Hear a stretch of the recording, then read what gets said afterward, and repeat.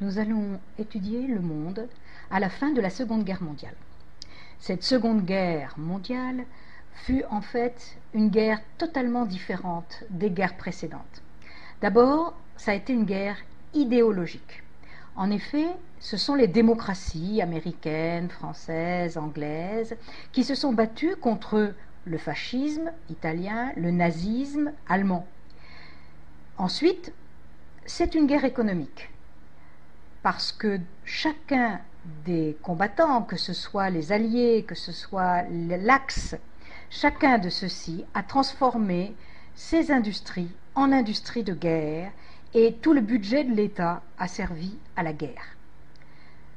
Ce fut aussi une guerre scientifique. Le rôle de la recherche y a été fondamental à travers les recherches sur l'aviation, sur la bombe atomique, sur les nouveaux médicaments. C'est en plus une guerre planétaire. Pour la première fois, tous les continents ont été concernés. L'Europe, évidemment, au début, puis les États-Unis, et aussi l'Asie, avec le Japon, il ne faut pas l'oublier, et l'Afrique du Nord essentiellement. Donc tous les continents sont effectivement concernés. Et puis, surtout, ce fut une guerre inhumaine. Les massacres se sont multipliés, le génocide, les bombardements atomiques. Cette guerre marque vraiment une rupture pour le monde. Le bilan de cette guerre est effroyable. Mais on peut dire aussi que c'est le point de départ d'une ère nouvelle. Dans une première partie, nous allons voir que, à la fin de la guerre, le monde est meurtri. Il y a un véritable traumatisme démographique et moral. Tout d'abord, il y a eu 50 millions de morts et des millions de blessés. En effet, c'est la guerre la plus meurtrière de l'humanité. Dans ces 50 millions de morts, en plus, presque la moitié sont des soviétiques. Et cela nous fera comprendre à quel point Staline a décidé de faire payer l'Allemagne pour ces 25 millions de morts. Mais d'un autre côté, les Chinois aussi. Probablement 11 millions sont morts lors de la guerre entre le Japon et la Chine. Et actuellement encore, les Chinois s'en souviennent et leurs relations avec le Japon sont très tendues. Et puis, il y a eu 6 millions de Polonais. Mais quand on regarde la faible population polonaise, les 6 millions représentent une part très importante de la Pologne. Par contre, les Allemands sont à peu près 6 millions aussi, ce qui est énorme, et il y a dedans énormément de civils, et puis 3 millions de Japonais. Mais ce qui frappe le plus, c'est évidemment le nombre de morts, mais c'est surtout le fait que beaucoup de ces morts soient des civils. En effet, les bombardements ont été des bombardements de villes, donc de civils. Et ces bombardements ont été le fait essentiellement, finalement, des Alliés pour libérer l'Europe. Et puis ensuite, il y a eu les exterminations. Exterminations qui sont le fait des Allemands d'un côté, des Japonais de l'autre. Ces exterminations qui sont, pour les Allemands, l'extermination des Juifs, mais aussi des tziganes, des opposants politiques, des déviants moraux ou physiques. Et donc, en fait, ces exterminations ont énormément compté. Et puis, il y a eu aussi toutes les répressions, les otages fusillés, par exemple. À tout cela, il faut ajouter la sous-nutrition, la malnutrition, voire parfois la famine dans certains pays. C'est donc une véritable hécatombe démographique. Et si l'on ajoute à cela les conséquences indirectes, c'est-à-dire quelques années même après le conflit, on s'aperçoit que finalement, des morts sont encore à compter, parmi ceux par exemple qui ont reçu des radiations, des bombes atomiques, et puis ceux qui sont revenus des camps de concentration. Donc vraiment, démographiquement, ça a été extrêmement meurtrier.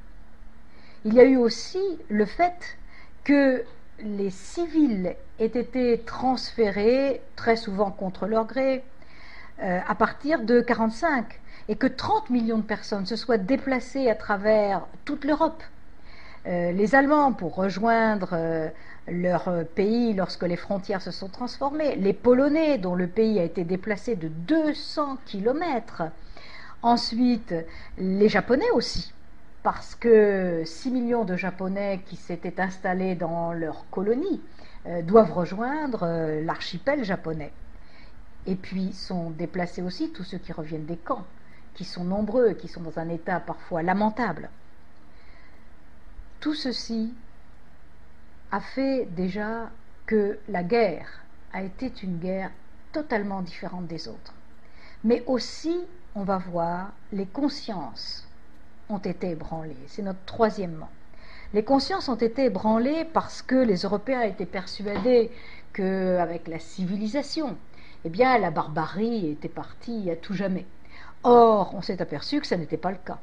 D'abord parce qu'il y a eu de véritables massacres de populations civiles, et soit parce que les armées passaient et tuaient tous les habitants d'une ville, exemple Oradour en France, soit parce que, comme dans les pays de l'Est, ce sont les SS allemands qui tuaient tous ceux qui étaient juifs avec ce qu'on a appelé les Sonderkommando, soit parce que au Japon, par exemple, les populations de Nankin ont été massacrées totalement par les Japonais. Donc, de très nombreux massacres. Puis, on l'a vu, les bombardements sur les populations civiles. Des villes entières ont été complètement détruites avec des bombardements au phosphore, par exemple, qui brûlaient les civils. Et puis à tout ça, il faut ajouter la bombe atomique, à Hiroshima, à Nagasaki, les 6 et les 9 août. Et ce dernier bombardement, eh bien, a vraiment marqué les intellectuels, parce que la science en était arrivée à tuer, non seulement sur le moment, mais à tuer ensuite pendant des années, et cette bombe atomique, c'était vraiment une découverte, une nouveauté, mais une nouveauté absolument abominable que Truman, président des États-Unis, a utilisée pour que se termine cette guerre du Japon. Et en fait, beaucoup d'intellectuels se sont demandé si c'était réellement nécessaire. Il faut quand même aussi parler du système concentrationnaire nazi, parce que là aussi, il s'agit de quelque chose d'exceptionnel, d'inconnu. En effet, à cause de l'idéologie nazie, qui partait du principe qu'il y avait des hommes supérieurs, une race supérieure, les Aryens, qui étaient eux-mêmes, et des races inférieures, voire des races qui n'étaient même pas humaines, comme les Juifs. Et le résultat, c'est donc qu'il y a eu des camps de concentration d'abord et des camps d'extermination, dont les plus célèbres, tristement célèbres, sont Auschwitz et Treblinka, où des millions de juifs, de tziganes et aussi de résistants ont perdu la vie. Et en fait, tout ceci s'est passé avec une espèce de bonne conscience, si l'on peut dire, car Hitler lui-même disait « Si je peux envoyer la fine fleur du peuple allemand dans l'enfer de la guerre, sans la moindre pitié pour l'effusion du précieux sang allemand, alors j'ai à coup sûr le droit de supprimer des millions d'êtres de race inférieure qui prolifèrent comme la vermine. » Et le résultat, évidemment, c'est que l'ensemble des nazis, des SS, mais d'une bonne partie de la population allemande aussi, a finalement approuvé ou essayé d'ignorer ce qui se passait. Et il est important de voir dans votre livre le document 2 de la page 28, parce que en fait, on s'aperçoit que le commandant d'Auschwitz, le pire des camps d'extermination, Heuss, va, lors de son procès, expliquer d'une manière technique, managériale, comment finalement il a fait de son camp le plus efficace de tous les camps d'extermination. Et ce passage montre à quel point il y avait peu de conscience de l'étendue de l'abomination et de la barbarie.